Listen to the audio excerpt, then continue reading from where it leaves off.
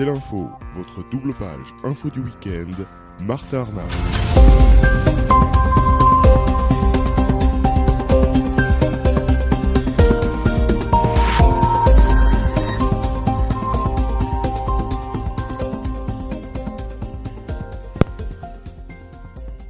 C'est l'info épisode 10, bonjour à tous et bienvenue, je suis très heureux de vous retrouver au sommaire cette semaine. La Catalogne, vendredi dernier le Parlement a voté l'indépendance de la région, Madrid a répliqué dans la foulée en plaçant la Catalogne sous sa tutelle et en destituant l'exécutif catalan, Carles Puigdemont inclus. Les choses se compliquent donc en Espagne. Franck Payanav, notre envoyé spécial, s'est rendu une nouvelle fois à Barcelone sur le terrain et puis nous serons avec l'historien spécialiste de l'Espagne Christophe Barré pour analyser cette situation. Un nouveau titre de leader, jusqu'ici réservé à Mao, un très proche placé à la tête de Shanghai, un complot déjoué. Xi Jinping, le président chinois, ne perd pas de temps pour renforcer son influence au sommet de la deuxième puissance économique mondiale, à l'orée de son deuxième mandat. Et à cette occasion, François Bougon est notre invité. Il travaille au service international du journal Le Monde et publie Dans la tête de Xi Jinping chez Actes Sud. Le Canada et le Royaume-Uni ont relevé leur taux directeur de manière tout à fait inattendue ces derniers jours. Ainsi, pour la première fois depuis l'été 2007, la Banque d'Angleterre a décidé d'augmenter son taux directeur de 25 points de base.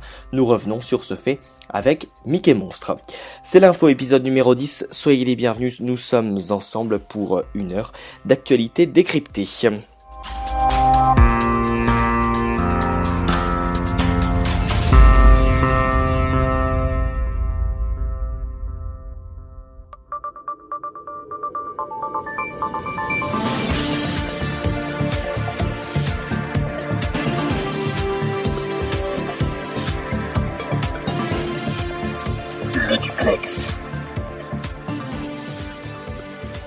Le duplex nous emmène cette semaine à Barcelone où les choses bougent semaine après semaine.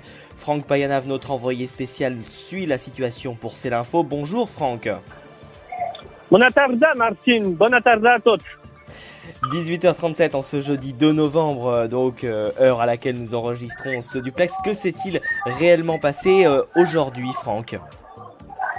Ça a été une journée très très forte, surtout en mobilisation. Déjà ce midi, plusieurs milliers d'indépendantistes catalans étaient réunis devant le palais de la Généralité à Barcelone. Et on a bien sûr d'autres rassemblements qui sont prévus ce jeudi soir dans les grandes villes, devant les mairies. Et puis juste là où je me trouve, vous l'entendez peut-être derrière moi, devant le Parlement de Catalogne, après une journée assez riche en émotions, mais je pense que c'est votre prochaine question et on va en parler. Oui, alors on parle beaucoup effectivement de Carles Puigdemont. Que s'est-il donc réellement passé pour lui ? Pour simplifier, Carles Puigdemont était convoqué aujourd'hui devant l'audience nationale, c'est la plus haute juridiction espagnole, pour justifier de ses actes. Il ne s'est pas présenté. Il est encore actuellement, à l'heure où l'on se parle, toujours en Belgique. Et donc, la justice espagnole a décidé de demander un mandat d'arrêt européen contre le président de la Catalogne. Après, il y avait d'autres conseillers à lui qui étaient présents aujourd'hui à Madrid, surtout des anciens ministres. 8 d'entre eux ont été mis en examen et passeront leur nuit en prison ce jeudi soir dans plusieurs prisons disséminées dans la province de Madrid. Et ils sont notamment accusés, ils sont notamment craints de haut risque de réitération, de destruction de preuves, ainsi que de risque de fuite, comme l'a fait Carles Puigdemont. Après, il reste maintenant à savoir ce qu'il va se passer pour eux. D'autres parlementaires devaient être entendus au tribunal suprême. Cette audience a été reportée d'une semaine. Elle aura donc lieu jeudi prochain. Et puis, pour terminer, une petite information dont on a peut-être un peu moins parlé en France. C'est la mairie de Barcelone aujourd'hui qui était réunie en conseil municipal. Elle a voté simplement à la reconnaissance de légitimité du gouvernement de Carles Puigdemont, donc ce qui montre une journée très riche ici en Catalogne. Et la journée, donc comme je vous le disais, n'est pas terminée avec les rassemblements qui sont prévus ce soir. Très très riche en rebondissements, en effet. Quid de la mobilisation, Franck ? Alors la mobilisation, on pourrait peut-être parler un peu d'essoufflement parce que c'est les premières mobilisations depuis plus d'une semaine. Ici en Catalogne, il y avait une place quasiment remplie ce midi. Et ce soir, même si on est en train d'enregistrer ce duplex et que on est quasiment sur le début du rassemblement, il y a quand même du monde. Mais vous l'entendez peut-être derrière moi, il y a beaucoup de slogans, Oui, de on drapeaux, l'entend. et même j'ai même pu récupérer un petit cadeau pour vous, Martin, qui est dans ma poche. J'attends de le sortir. C'est ce drapeau Democratia avec la tête d'une personne qui a la bouche, qui ne peut pas parler, avec un ruban rouge dans la bouche. Et donc c'est une des marques ici en Catalogne que l'on voit fleurir sur beaucoup d'appartements, de maisons, donc en Catalogne. De là parler d'une faiblesse de la ferveur, on pourrait, car en effet c'est extrêmement calme, mais avec les rebondissements de ces dernières 24 heures, on peut imaginer une nouvelle respiration peut-être pour la mobilisation indépendantiste ici en Catalogne. Ah bah c'est gentil en tout cas, Franck, pour ce cadeau. Mais néanmoins, l'ambiance générale est-elle bon enfant ou on sent vraiment que la situation est en train de se tendre à Barcelone? On peut dire peut-être que certaines personnes regardent désormais vers Madrid avec l'ouverture de cette possibilité de voter le 21 décembre pour de nouvelles élections qu'a convoqué Mariano Rajoy, le Premier ministre espagnol. Après, de là parler de tension, on a toujours les mêmes scènes, les mêmes scènes que je vous décrivais la semaine dernière.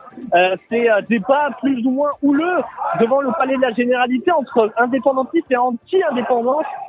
Après, on verra, comme je vous le dis encore, c'est une de mes phrases préférées, on verra au fur et à mesure du temps.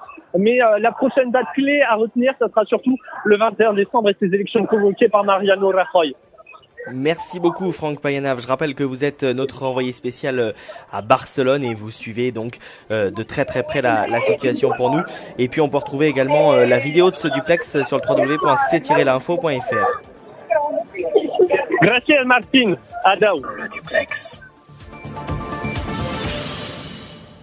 Et nous sommes à présent avec Christophe Barré, historien essayiste, je le rappelle, auteur de Podemos pour une autre Europe paru aux éditions du Cerf. Bonjour monsieur. Bonjour. Alors, rapide chronologie avant de parler donc de ce qu'il se passe réellement en Catalogne. Depuis le référendum du 1er octobre où le oui à la sécession a recueilli 90% des voix dans les bureaux de vote ouverts, beaucoup d'encre a coulé en Espagne après la déclaration du roi Felipe VI datée du 3 octobre dénonçant l'attitude irresponsable des dirigeants catalans. S'en est suivi le 10 octobre la proclamation du droit de la région catalane par Carles Puigdemont, un droit de devenir indépendante. Quelques heures après, Mariano Rajoy donna un ultimatum finalement non respecté par la Catalogne et ainsi la semaine dernière, vendredi 27 octobre, le Parlement catalan a proclamé l'indépendance de sa région. Le Sénat espagnol a voté dans la foulée l'article 155 mettant sous tutelle la Catalogne. Nous allons y revenir dans quelques instants. Enfin, et nous en parlions il y a quelques instants avec Franck, notre envoyé spécial sur place à Barcelone, le procureur de l'État espagnol a requis un mandat d'arrêt européen contre Carles Puigdemont. La juge Carmen Lamela a également décidé le placement en détention provisoire de 8 dirigeants séparatistes entendus le même jour à l'audience nationale. On assiste finalement, Christophe Barré, à un triste moment d'histoire. Comment voyez-vous cela, vous, de votre œil d'historien ? Un inquiétant moment d'histoire parce que d'un côté on nous parle du régime espagnol qui d'un seul coup ne serait plus devenu démocratique, ne serait plus que le faux-né du franquisme qui n'aurait jamais disparu, et puis de l'autre côté bien sûr on parle de menaces de sédition, de rébellion, donc qui sont des termes très anciens qui correspondent aussi à des titres d'accusation qui sont rarement utilisés en Espagne même. Donc bien sûr tout est là pour nous inquiéter. Que risquent Carles Puigdemont et les membres de son ancien gouvernement ? Mais il risque de la prison.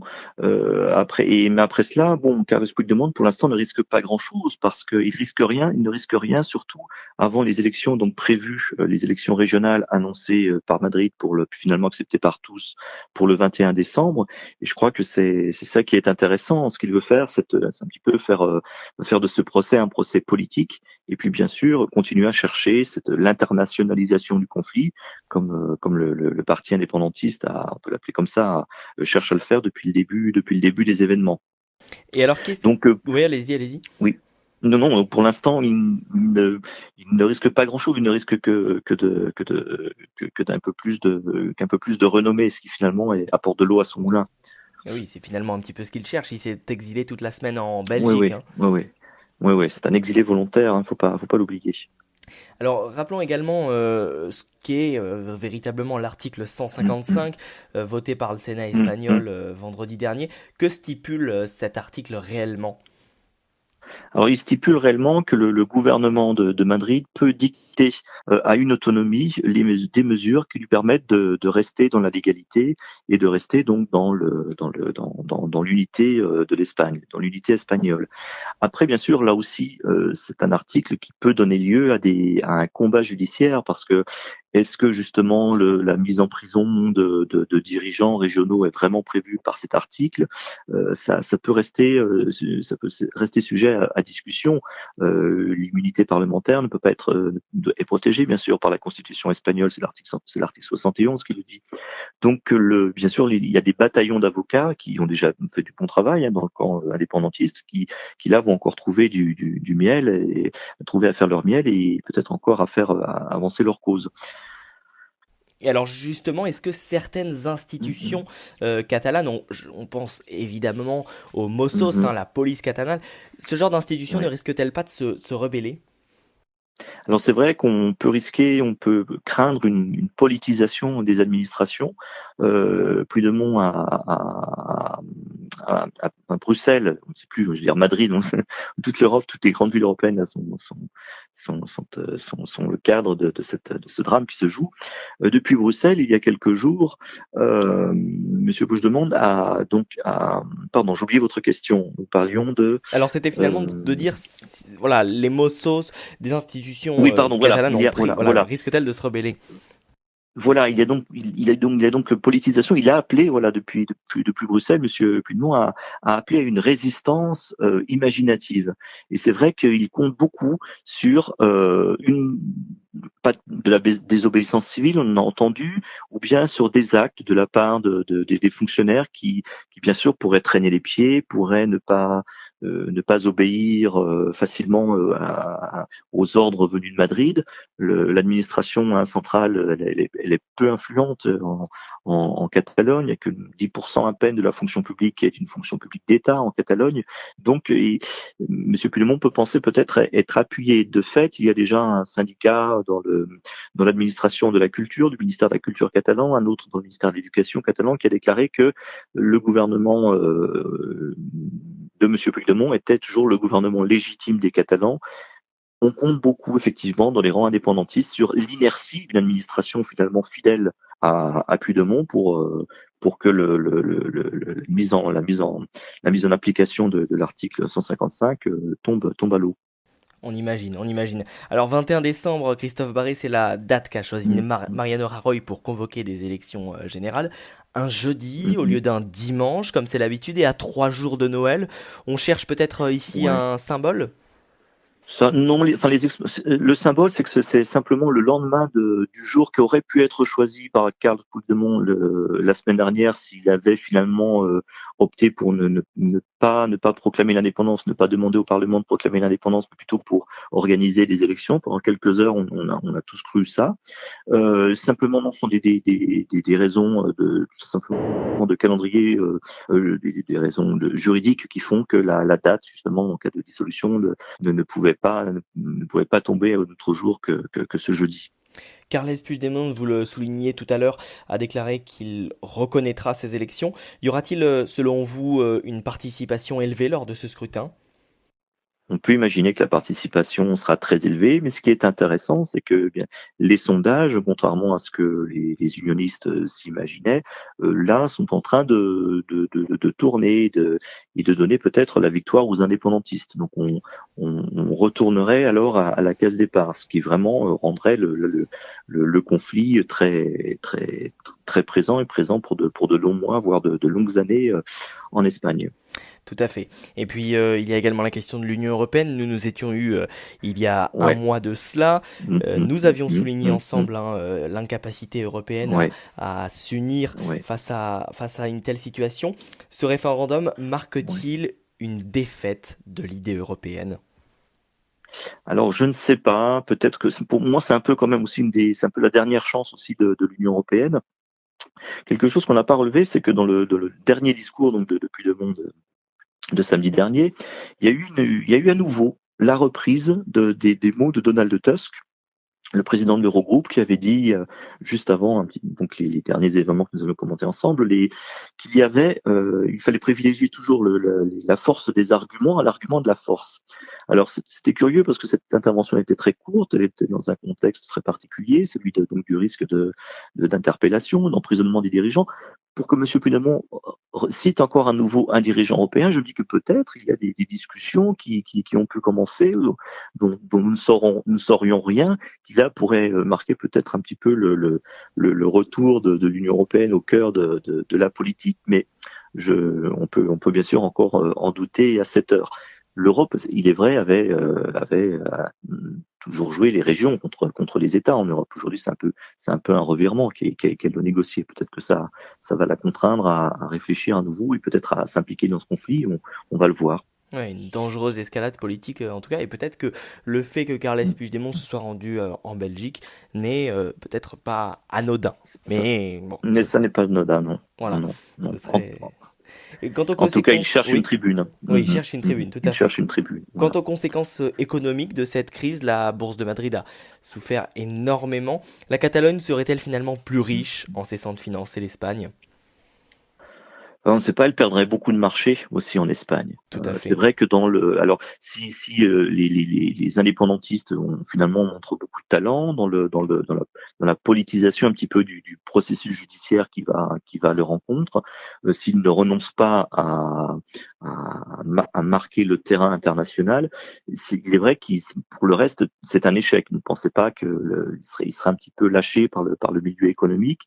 Il est dans la déclaration qui était adoptée par le Parlement, cette déclaration d'indépendance, il est fait référence à la création d'une banque centrale, dont on attend toujours la pose de la première pierre, parce que rien ne s'est passé dans le paysage de Madrid. Là, par contre, la construction de l'État catalan a tourné très vite à la farce pour ce qui est du concret et de la logistique un petit peu de cet État. Il faut rappeler qu'on n'a même pas décroché le drapeau espagnol du palais de la Généralité. Enfin, il n'a pas cessé de flotter en haut de l'édifice.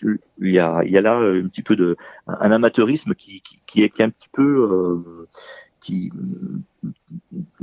va mal avec un petit peu le professionnalisme un petit peu des avocats qui défendent la cause indépendantiste. Ça contraste, c'est un grand contraste là. Je ne m'explique pas. Non expliqué. Et dans le même temps, les entreprises telles que les banques espagnoles, Banco Sabadell, s'en vont et trouvent d'autres sièges sociaux.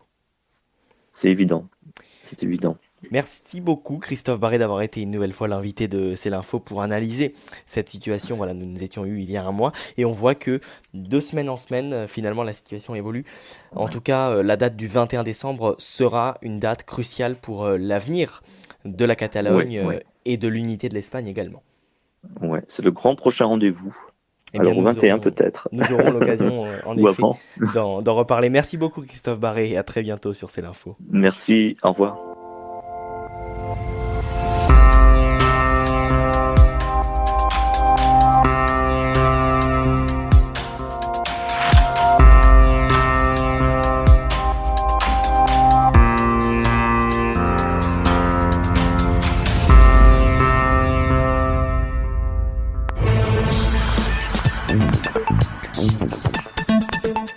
C'est l'info, l'invité de la semaine. Nous recevons cette semaine François Baugon. Bonjour. Bonjour. Au service international du journal Le Monde, vous publiez le 4 octobre dernier Dans la tête de Xi Jinping chez Actes Sud. Xi Jinping a donc obtenu sans surprise la semaine dernière un nouveau mandat de 5 ans à la tête du Parti communiste chinois. Il est donc assuré d'obtenir un nouveau mandat à la tête de l'État en mars prochain. Et surtout, le nom de Xi Jinping a été inscrit dans la charte du Parti communiste chinois. Un honneur réservé jusqu'ici à Mao, fondateur du régime, et à Deng Xiaoping, grand artisan des réformes économiques. Le comité central, sorte de parlement du Parti communiste, l'a élu secrétaire général aux côtés des 6 autres membres permanents du bureau. Dans ce congrès, tout semblait finalement réglé d'avance, hein. Ah bah c'est généralement tout est joué d'avance avant même l'ouverture du congrès, d'où tout un certain nombre de tractations. Après, les observateurs étrangers ont beaucoup de mal à savoir ce qui se passe parce qu'il y a une grande opacité autour des dirigeants chinois. Mais le fait, par exemple, que Xi Jinping ait un nouveau mandat de 5 ans, par exemple, ne posait aucun problème. Les questions éventuelles qui étaient soulevées, c'était un certain nombre d'interrogations sur est-ce qu'il allait reconduire ou pas, par exemple, un proche comme Wang Qishan, qui était chargé de la lutte anticorruption et qui atteignait la limite d'âge, une limite d'âge qui avait été fixée par Deng Xiaoping pour éviter justement le culte de la personnalité et pour faciliter une direction collective. Alors, quelle est l'histoire de Xi Jinping? D'où vient-il réellement? Alors, Xi Jinping, c'est d'abord un fils d'eux, c'est ce qu'on a un membre de la caste rouge, c'est-à-dire son père appartient au premier révolutionnaire chinois dans le nord-ouest du pays, dans le Shanxi. Le Shanxi a une histoire particulière avec le mouvement révolutionnaire chinois puisque c'est là où les communistes menés par Mao Tse-tung se sont retrouvés à l'issue de la longue marche au milieu des années 30. Donc c'était leur repère, leur berceau, et c'est là où ils ont opéré une conquête du pouvoir. Et donc c'est à la fois un fils d'eux, mais c'est aussi, il se présente aussi comme un fils du peuple parce qu'il a la particularité d'être né dans les années 50. Il est né en 1953, donc il appartient à cette génération qu'on appelle les jeunes instruits. En chinois, on appelle ça les Chueqing. C'est ces jeunes qui ont été envoyés par Mao à la campagne 2 ans après le début de la révolution culturelle. Et alors, ses débuts en politique, on les date au début des années 2000, hein, c'est ça? Non, ses débuts en politique, il remonte beaucoup plus loin. C'est-à-dire que lui, en fait, lui reste à la campagne, donc dans ce village de Liangtiahe, donc dans le Shanxi, et il monte progressivement les marches. Il est envoyé en 75. Les universités sont officiellement fermées, mais en fait, des ouvriers, paysans peuvent être envoyés à l'université. Donc, il est envoyé à l'université Tsinghua, et puis progressivement, il va accomplir toutes les marches pour arriver au plus haut du pouvoir. Donc, il est parti du plus bas de l'échelon administratif pour arriver au plus haut. Et alors aujourd'hui, fait-il le consensus parmi les cadres du PCC ou il existe des alternatives?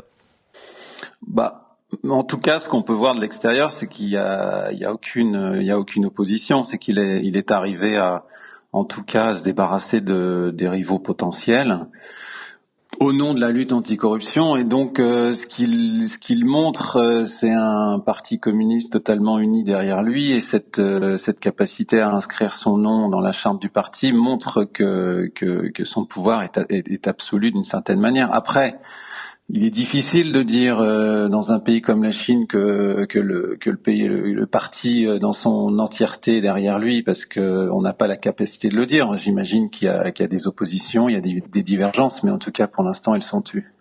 Et alors François Bougon, c'était une question d'un auditeur qui nous l'a posée il y a quelques semaines de cela, puisque finalement les institutions chinoises sont assez complexes à comprendre. Les Chinois votent-ils à un moment dans le système chinois? Pas du tout. Il y a eu des expériences de vote au niveau local. Ouais. Avec des candidats qui peuvent se présenter, mais en fait depuis quelques années, elle continue. Mais en tout cas, au sein des échelons supérieurs, c'est le parti qui détermine tout. Donc il y a aucun vote. Il y a un vote des membres du parti, mais c'est pas du tout un système démocratique comme certains pourraient le faire croire. Alors, sous le mandat Xi Jinping, le pays a lancé une vaste lutte contre la corruption, touchant aussi bien les tigres, les hauts dirigeants, que les mouches, c'est-à-dire la base. La Chine a surtout connu une réduction sensible des libertés avec le contrôle renforcé d'Internet, des vastes coups de filet contre les militants des droits de l'homme en 2015 ou encore la mort en prison du dissident chinois Liu Xiaobo, prix Nobel de la paix en 2010. Y a-t-il néanmoins un semblant de liberté d'expression en Chine et surtout des protestations qui peuvent se faire ? Alors juste, on parle beaucoup des tigres et des mouches, mais aussi il faudrait rajouter dans la phraséologie les renards. C'est les cadres corrompus qui se sont enfuis à l'étranger et que les Chinois veulent absolument récupérer. Ça, c'est un élément important de la lutte anticorruption aujourd'hui. D'accord. Est-ce qu'il y a des éléments de liberté? Alors après, il y a des éléments de liberté dans la sphère privée, ça c'est évident. Ça, c'est pas du tout un système totalitaire où le régime contrôlerait les esprits comme il l'a fait sous la révolution culturelle. C'est une société beaucoup plus libre, développée que à cette époque. Après, dans la sphère publique, non, il n'y a plus du tout d'espace de liberté. Ce qu'on a vu sous le premier mandat de Xi Jinping, c'est un resserrement des espaces de liberté, c'est une répression de la société civile.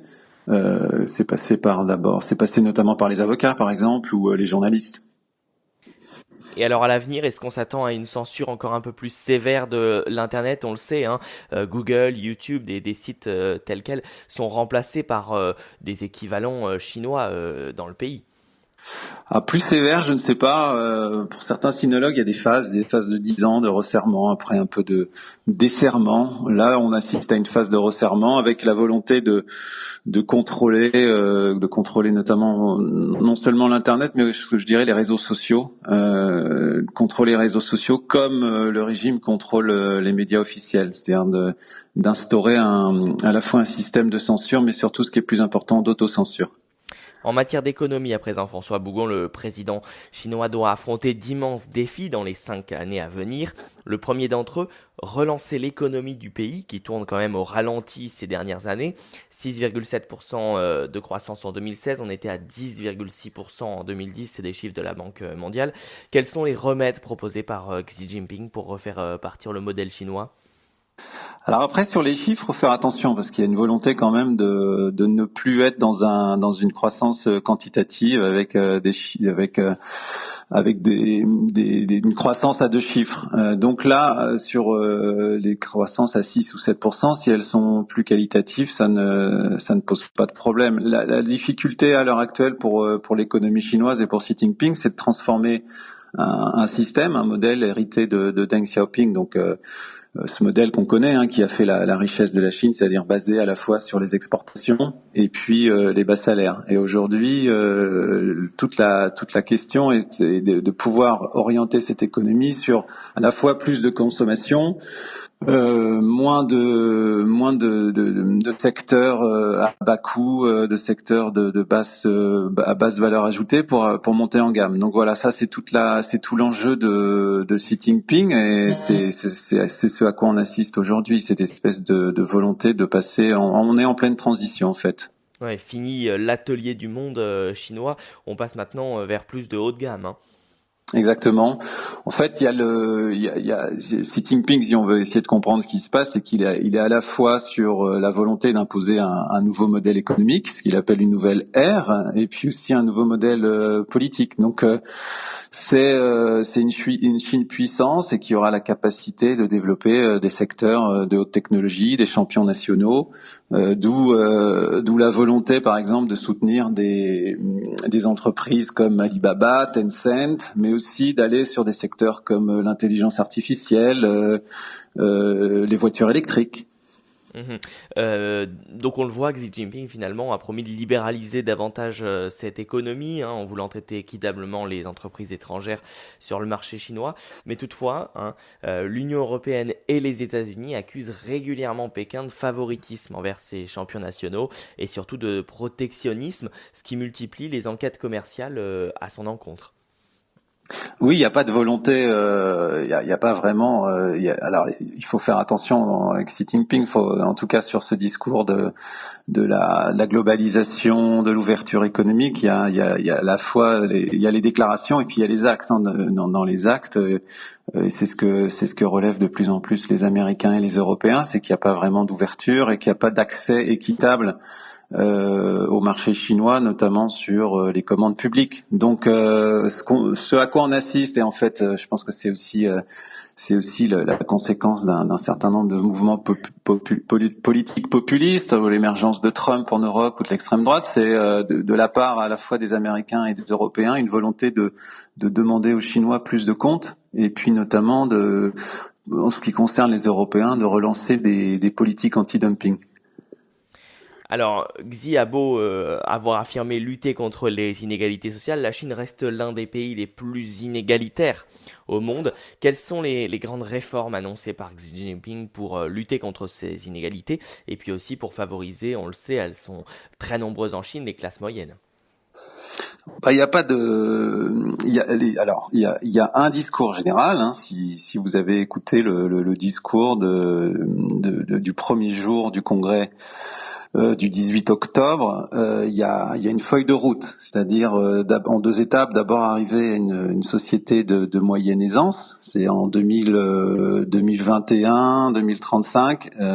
Alors cette société de moyenne aisance, qu'est-ce que c'est? Ça veut dire c'est une société, c'est un concept emprunté au confucianisme, c'est une société où tout le monde se sent bien, où donc les inégalités sont moins fortes. Et puis après, en 2049-2050, arriver à une société puissante, alors ce qu'il appelle une civilisation démocratique, harmonieuse, socialiste, avec une belle civilisation.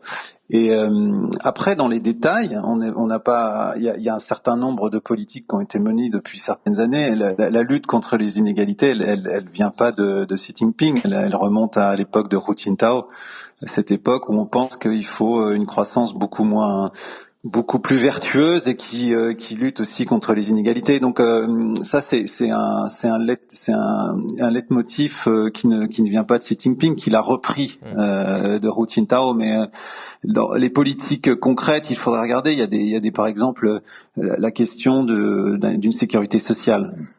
La mise en place d'une sécurité sociale à l'heure actuelle, elle est très fragmentée. Il y a des expérimentations locales. Donc toute la question est de savoir comment la Chine va pouvoir mettre en place, par exemple, un système de sécurité sociale qui permettra aux habitants d'utiliser leur épargne, non pas pour leurs vieux jours, mais pour consommer. Donc voilà, il y a un certain nombre de politiques et on attend la mise en place concrète, par exemple, sur cette sécurité sociale. Et puis, le président chinois a également lancé d'ambitieux programmes dans l'éolien, les énergies solaires, le développement des voitures électriques. Là encore, le chantier s'annonce colossal. Bah c'est ce que je vous disais tout à l'heure, c'est-à-dire la volonté. Alors après, il y a un élément politique qui explique aussi cette politique économique, c'est que l'environnement, les pollutions, la pollution atmosphérique devient un élément, un enjeu politique, parce que les classes moyennes, les classes urbaines ont de plus en plus de mal à supporter cet état de fait. Donc ça a été placé au premier rang des priorités en fait.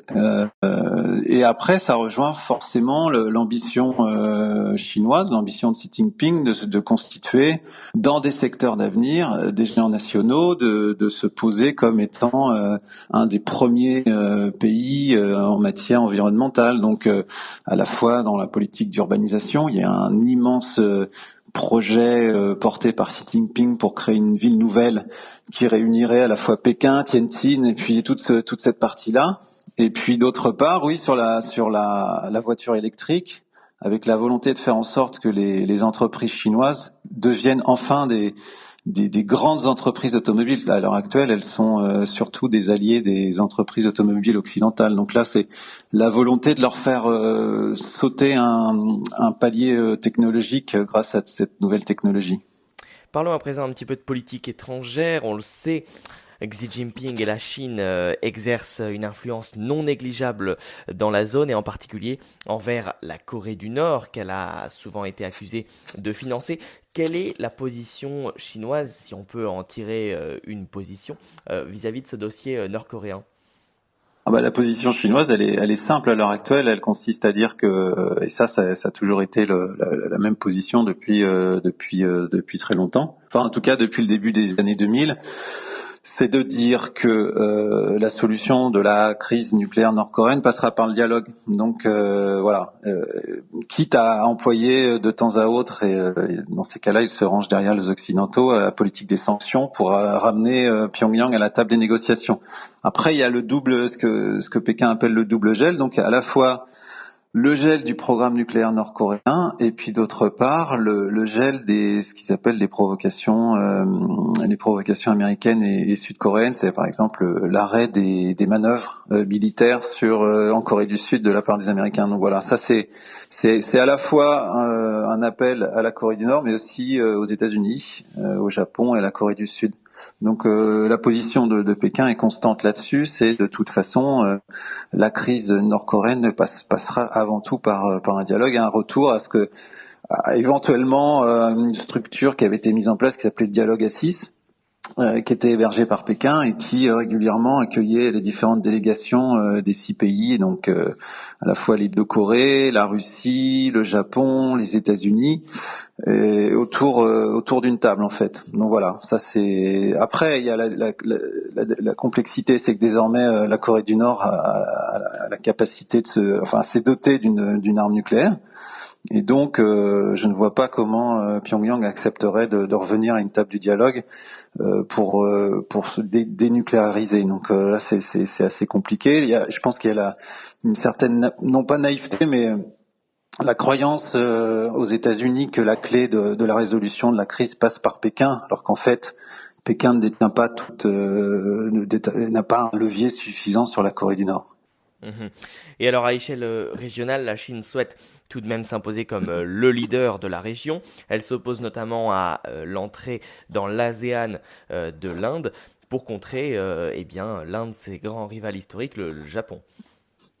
De toute façon, la Chine, elle se pose avant tout comme une puissance régionale asiatique. Donc, en tout cas sur son périmètre régional et en Asie-Pacifique, elle vise clairement à ce que les États-Unis soient pas présents. Donc, et elle considère le Japon comme étant l'allié principal des États-Unis dans cette région.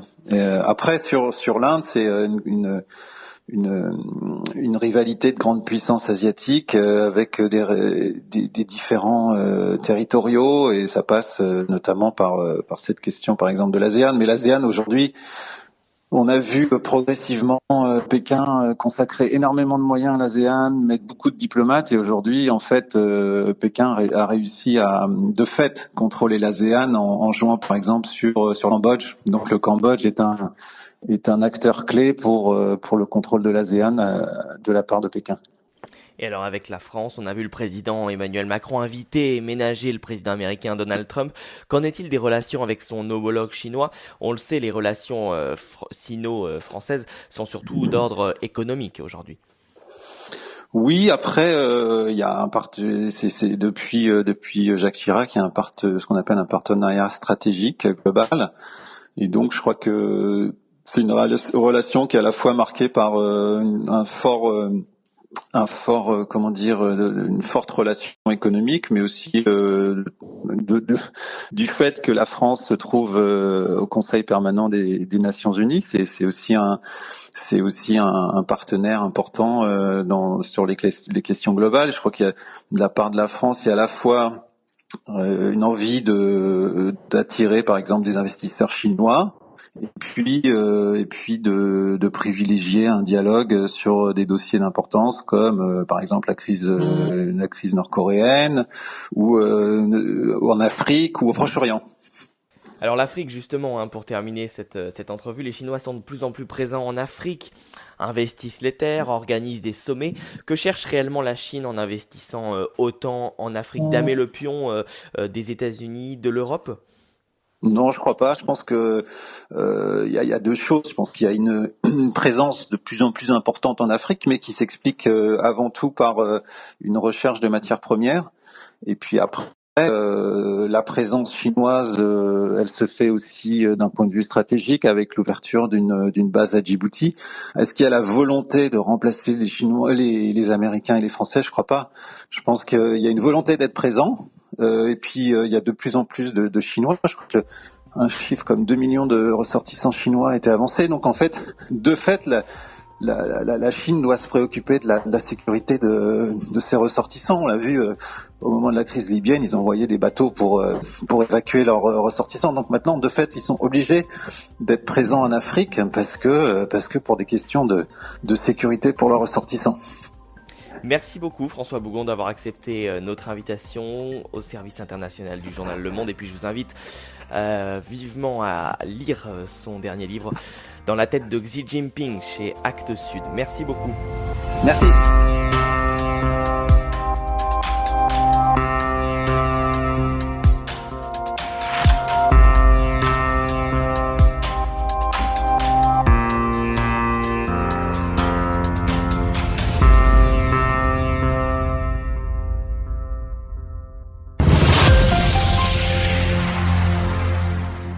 Controverse. Controverse avec Mickey Monstre. Bonjour Mickey. Bonjour. Vous nous parlez de finances aujourd'hui. Oui, je vais parler des hausses de taux de mercredi au Canada et de jeudi au Royaume-Uni. Alors que s'est-il passé ? Mercredi, le Canada a relevé pour la seconde fois ses taux directeurs. Pour la première fois depuis l'été 2007, la Banque d'Angleterre, BOE, a décidé d'augmenter son taux directeur de 25 points de base, le portant de 0,25% à 0,50%. La dernière hausse était pour aller de 5,25 à 5,50. Que sont les taux directeurs ? Ils sont au nombre de 3. Ce sont des taux courts qui vont se répercuter sur ce qu'on appelle la courbe des taux, qui va du JJ, jour le jour, l'argent qu'on emprunte tous les jours, aux 3 mois, 2 ans, 5 ans, 10 ans et même 30 ans aux US. Ils sont au nombre de 3. Le taux de rémunération des dépôts d'argent et le taux d'intérêt au jour le jour, ou JJ, fixé par la Banque centrale, auquel sont rémunérés les excédents de liquidité des banques et institutions financières placées auprès de la Banque centrale. Le taux de refinancement, taux refi, ou de repo aux US, permet de réguler l'activité économique par l'apport ou le retrait de liquidités. Le taux d'escompte aux États-Unis ou le taux du prêt marginal en Europe est utilisé sur le marché monétaire pour les prêts à très court terme, je dirais de 25 heures à une semaine. Le taux directeur de la Banque centrale européenne et des autres banques centrales est le taux de refinancement minimum. C'est le principal outil dont disposent les banques centrales pour influer sur l'octroi de crédit et moduler l'inflation. Alors pourquoi le Canada et maintenant le Royaume-Uni les relèvent-ils ? Au Canada, Statistique Canada a révélé que la croissance du premier trimestre avait été plus solide que prévu et avait dépassé les attentes de la Banque centrale.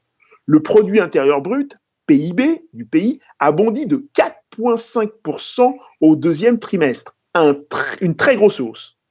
Il s'agit de la plus forte croissance du PIB, produit intérieur brut, en 6 ans au Canada. Alors pour rappeler aux auditeurs, qu'est-ce que le PIB, produit intérieur brut ? Le PIB mesure le niveau de production d'un pays. Il est défini comme la valeur totale de la production interne de biens et services dans un pays donné au cours d'une année donnée par les agents résidents à l'intérieur du territoire national. Y a-t-il d'autres raisons à tout cela, Mickey Monstre ? Les dépenses de consommation demeurent robustes, étant soutenues par la vive expansion continue de l'emploi et du revenu, note aussi la Banque du Canada par voie de communiqué. De plus, les investissements des entreprises et des exportations ont affiché une vigueur plus généralisée, dit encore la banque. Et au Royaume-Uni, que s'est-il passé ? Au Royaume-Uni, l'économie a progressé bien mieux que les prévisions post-référendum catastrophique et manipulé de la Banque d'Angleterre et le taux de chômage est très bas. En revanche, et c'est bien naturel, l'inflation a augmenté au-dessus de la barre symbolique des 3% en octobre. Néanmoins, bien que la croissance soit plus forte que prévu, elle est quand même historiquement faible au regard des périodes de croissance qu'on a pu observer durant les 30 dernières années. Alors quelles seront les conséquences pour les divers acteurs qui composent notre économie ? Alors, les divers acteurs économiques, on pourra les diviser en 4 catégories. Les individus, les institutions financières, les entreprises et les États. Pour les individus, les emprunteurs vont voir l'augmentation de leur traite s'ils sont en taux variable.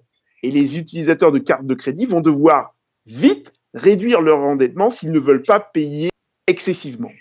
Pour certains déjà très endettés, grosso modo 5% des ménages, cela pourrait avoir des conséquences catastrophiques avec des taux d'endettement dangereux de l'ordre de 40% de leurs revenus. Les épargnants vont avoir une meilleure rémunération de leurs comptes. Pour les institutions financières, ils ne vont plus pouvoir emprunter à très bas prix pour se refinancer. Donc, il risque d'y avoir beaucoup de licenciements dans ce genre d'activité. Pour les entreprises, leurs dettes vont augmenter. Les M&A vont être plus difficiles à cause de l'argent plus cher.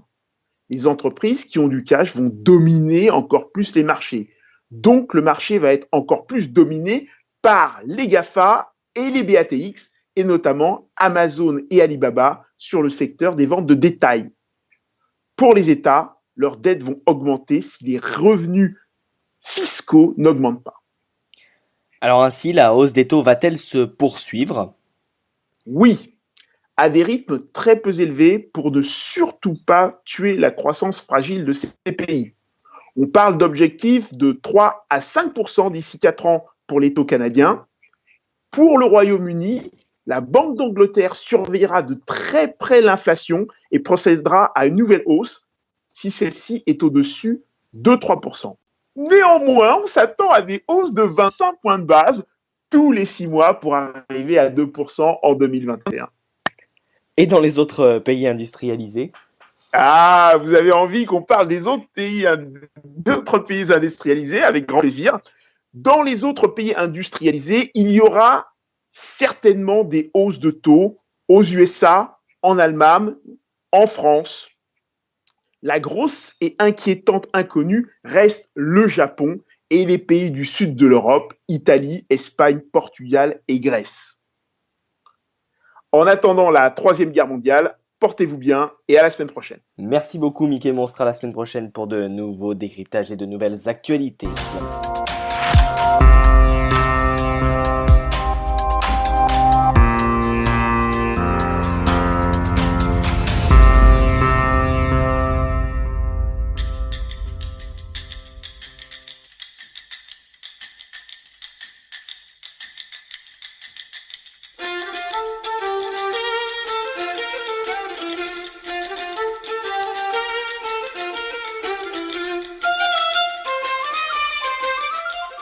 Ici, Londres. Il est à présent temps d'appeler notre correspondant à Londres, Alexander Seal, pour Ici Londres.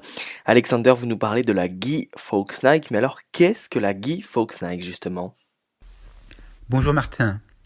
Chaque 5 novembre, ici en Angleterre, une sorte de Daesh protestant est fêté. Nous associons aujourd'hui Daesh avec les tragiques attentats et d'horribles décapitations.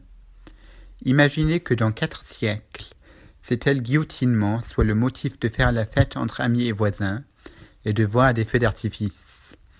Ça semble inimaginable et choquant. Néanmoins, c'est vrai à propos de Guy Fawkes Night. Elle est également nommée Bonfire Night, la nuit des feux de joie ou de feux d'artifice, ou encore Plot Night, la nuit de la conspiration.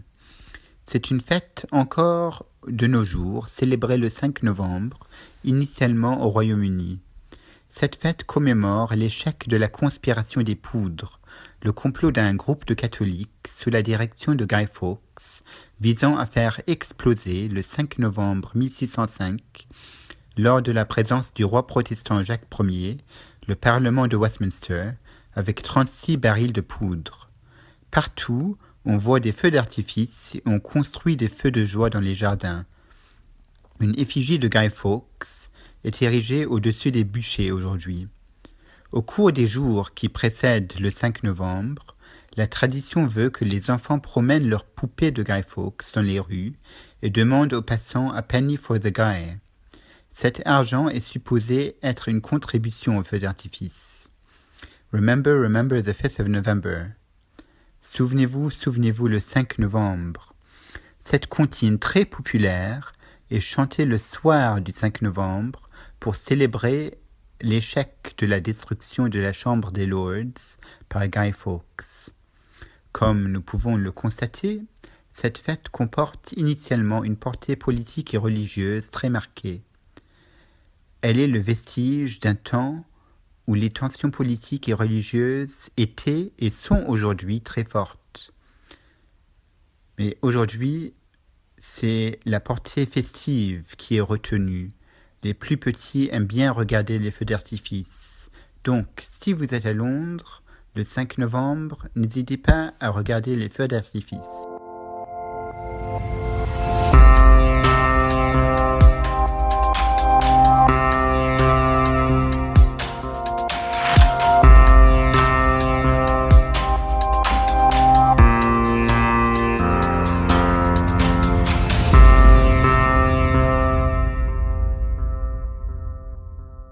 Série de reportages à présent avec notre partenaire RFI pour clôturer cette 10e émission de C'est l'Info.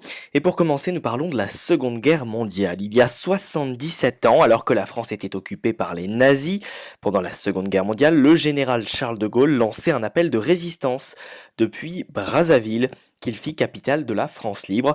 Pour se remémorer l'histoire, Brazzaville a organisé jusqu'au 28 octobre une série d'événements dont une conférence-débat en présence de plusieurs personnalités qui estiment que la reconnaissance du rôle de Brazzaville n'est pas du tout la même.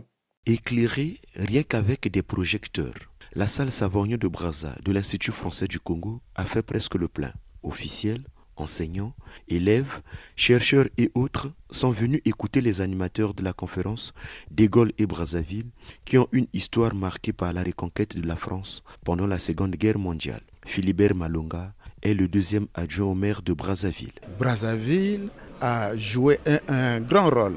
C'était en quelque sorte la base opérationnelle du général de Gaulle pour reconquérir la France et avec le concours des Alliés. Patronnée par le Premier ministre Clément Mwamba, cette conférence a connu notamment la participation des membres du groupe de liaison Europe-Afrique, au nombre desquels l'ancien Premier ministre français Dominique de Villepin. Tous ou presque ont reconnu que De Gaulle fut Brazzavillois de cœur et d'esprit. Pour Bertrand Cauchéry, ambassadeur de France au Congo, sans Brazzaville, il aurait été presque impossible d'imaginer le sort de la France. Il faut justement que la mémoire ne se perde pas de ce qui se fait ici. S'il n'y avait pas eu Brazzaville, le sort de la guerre n'aurait pas été le même, et je dirais le sort de la France n'aurait pas été le même. Le 77e anniversaire de la proclamation de Brazzaville, capitale de la France libre, valait la peine d'être célébré pour la mémoire collective. Mais de l'avis de l'universitaire Grégoire Lefouba, on n'a pas la même considération de l'histoire de Brazzaville selon qu'on est sur les berges du fleuve Congo ou sur les bords de la Seine. Dans le manuel français scolaire, il n'y a pas une trace de cette partie de l'histoire qui relie fondamentalement la France au Congo pendant les périodes difficiles de guerre. S'il n'y a qu'une partie qui doit savoir ce que l'autre a fait, ça veut dire qu'il y a déséquilibre dans ce rapport. L'historien Théophile Obenga pense que le Congo doit aussi célébrer ces hommes qui ont marqué son histoire. Quand les Français célèbrent, vous dites bon, c'est la coopération bilatérale. Vous célébrez aussi, vous faites vos anniversaires aussi. La mort de Makoko, par exemple, et l'eau. Bon, il a reçu un B de Brazza. Quel jour, quelle année? Mais faites cette fête-là. Ville chargée d'histoire, Brazzaville a totalisé 137 ans le 3 octobre dernier. Loïcia Martial, Brazzaville, RFI. Et l'on reste à présent toujours et encore en Afrique. Au début du mois de septembre, les pouvoirs publics algériens ont commencé à arrêter des migrants subsahariens dans la région d'Alger. Les arrestations ont eu lieu dans la rue, dans les transports, dans des logements, mais aussi sur les chantiers. De nombreux migrants, des hommes, gagnent leur vie en travaillant sur les chantiers en construction. Sans protection sociale, ils sont évidemment vulnérables et les vagues d'arrestations les ont rendus encore plus précaires. Reportage à Alger de notre correspondante Leila Berato. Il y a des tours à perte de vue et beaucoup de poussière. Dans une cabane de tôle, des dizaines de migrants subsahariens font une pause pour déjeuner. Allongé sur un matelas, Mohamed Ali, 23 ans, guinéen, a une jambe dans le plâtre. On a peur de policiers pour faire des rapatriements, c'est pour cela. On a sauté, on a blessé, on a cassé. On nous a amenés à l'hôpital. Il nous a donné là-bas ordonnance pour acheter des médicaments, mais notre boss n'a pas acheté jusqu'à présent. On n'a pas de moyens encore. Même bon manger, il n'y en a pas. Même médicaments, il n'y en a pas. À côté de lui, un autre ouvrier guinéen a lui aussi la jambe fracturée. Les médecins nous ont demandé de payer des médicaments. Ils nous ont dit un comprimé à 1000 dinars et il nous fallait 15 comprimés pour un mois. Mais vraiment, je n'avais pas d'argent, je n'avais rien parce que mon patron ne s'occupe pas de moi. Je me prends en charge moi-même et je n'ai pas d'argent, ni rien. Les médicaments n'ont pas encore été achetés. Voilà l'état dans lequel nous sommes. Ils ont une incapacité de travail de 90 jours. 90 jours pendant lesquels ils ne gagneront pas un dinar. Pourquoi prendre un tel risque ? Jérôme, un ouvrier béninois, comprend parfaitement leur geste. Avec la peur que de la police, on va le renvoyer. Peut-être qu'il n'a même pas encore économisé, peut-être qu'il y a encore son salaire au niveau de l'office. Là, dans cette période, dès qu'il est rapatrié, parce que s'il est rapatrié, son salaire est resté là-bas, peut-être de 2 mois ou d'un mois. Il a peur dès qu'il est rapatrié, parce que quand on est rapatrié dans cet état, c'est toi le perdant. Malgré les arrestations, malgré la précarité de leur statut, ces ouvriers affirment qu'ils veulent rester en Algérie. Daouda, ivoirien, insiste sur les avantages. Le salaire qu'on gagne ici, c'est le salaire des hauts cadres chez nous. Mais chez nous, tu ne peux pas avoir ça dans le manœuvrage ou bien même étant un technicien, tu ne peux pas l'avoir. C'est pour cela qu'on est ici. S'ils nous disent le séjour coûte tant par telle somme par an, nous on le paye parce qu'on veut rester ici. Au mois de juillet, Alger avait annoncé qu'elle travaillait sur un système de régularisation partielle car le pays manquait de main-d'œuvre. Mais depuis, des centaines d'ouvriers migrants ont été expulsés au Niger. Leïla Berato, Alger RFI. Allez, pour terminer, quelque chose de plus léger, l'e-sport. Le Paris Games Week s'est ouvert mercredi à Paris. Il s'agit d'un des plus grands salons de jeux vidéo au monde. Près de 330 000 visiteurs sont attendus au parc des expositions Porte de Versailles jusqu'au 5 novembre. Et cette année, focus sur le phénomène e-sport ou sport électronique. Des joueurs professionnels de jeux vidéo s'affrontent en direct et comme dans le sport, des fans de spectateurs assistent aux rencontres. En France, ils sont près de 5 millions à suivre les compétitions d'e-sport régulièrement et plus de 100 millions dans le monde. Et figurez-vous que ce n'est qu'un début, le secteur attire de plus en plus le public et les sponsors se structurent. Il se pourrait que d'ici 2024, l'e-sport soit reconnu comme une discipline des Jeux Olympiques. Reportage de Jeanne Richard. Sur une estrade derrière leurs ordinateurs, les joueurs sont déjà en place, prêts à s'affronter dans un jeu de tir. Les images de leurs écrans sont retransmises en géant au-dessus de leur tête et pour assister à la compétition, une foule de supporters. Je suis venu voir une compétition d'un jeu auquel je joue régulièrement et regarder des meilleurs joueurs, ça va me permettre peut-être de m'améliorer moi-même et pour plus tard peut-être jouer à leur place. Et t'aimerais un jour devenir joueur professionnel ? Ça serait un rêve, ouais. Tension, stratégie, rapidité, le public partage vite l'adrénaline des joueurs. Ça y est, c'est parti. Côté scène, les joueurs sont loin de l'image du geek coupé de la société et affalé dans un canapé. Ils suivent un entraînement quotidien, ont une hygiène de vie stricte, des coachs et des primes qui se comptent parfois en centaines de milliers d'euros. Simon Johan, plus connu sous le pseudo Manika dans le milieu, joue depuis tout petit à FIFA, le célèbre jeu de foot. Il y a 10 ans, il a commencé à jouer en réseau. Aujourd'hui, à 24 ans, il fait partie de l'équipe officielle du PSG. J'ai gravi les échelons, j'ai commencé par faire des tournois tout seul. Et puis grâce à mes dernières performances dans les différents tournois internationaux, j'ai terminé dans les 3 meilleurs joueurs au monde. C'est comme ça que j'ai réussi à atteindre le PSG. Au plus haut niveau, c'est vraiment le mental qui prime pour gagner une compétition. J'ai un coach qui est souvent là pour me remonter le moral quand ça ne va pas ou me dire quelques petites choses qui peuvent m'aider. Mais voilà, c'est juste surtout l'aspect mental et psychologique qui est important. Les similitudes avec le sport de haut niveau sont donc nombreuses, même s'il n'y a pas de dépenses physiques. Et le Comité international olympique s'intéresse de plus en plus au phénomène, jusqu'à imaginer les compétitions de jeux vidéo intégrer les Jeux olympiques. Emmanuel Martin, secrétaire général de l'association France e-sport et délégué général du CEL, le syndicat des éditeurs de jeux vidéo. La vraie question pour nous, c'est est-ce qu'on a envie que l'e-sport soit considéré comme un sport ? Est-ce que l'e-sport doit se développer dans le modèle du sport traditionnel, rejoindre ces grands événements-là ? Ou est-ce que plutôt l'e-sport a sa propre identité et doit se développer selon une voie propre ? C'est un débat qu'il faut avoir au sein des acteurs du e-sport. Les championnats de jeux vidéo sont suivis régulièrement par près de 5 millions de personnes en France et plus de 100 millions dans le monde. Des jeunes entre 15 et 25 ans surtout, des cibles qui intéressent donc le comité des Jeux Olympiques, mais aussi de plus en plus les grandes marques et les sponsors.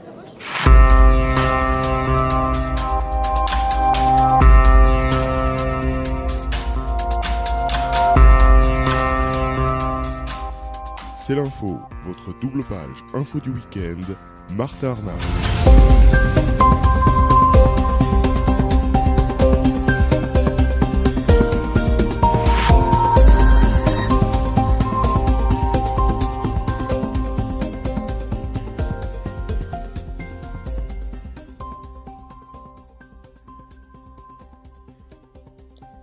C'est la fin de cette émission. Merci à tous et toutes de nous avoir suivis. Nous nous retrouvons bien évidemment sur internet, sur le www.c-l'info.fr, en podcast sur iTunes ainsi que sur nos radios partenaires. Et puis bien évidemment sur le site de C'est l'Info, vous retrouvez chaque jour l'ensemble de l'actualité. Belle semaine à tous et à très vite sur C'est l'Info.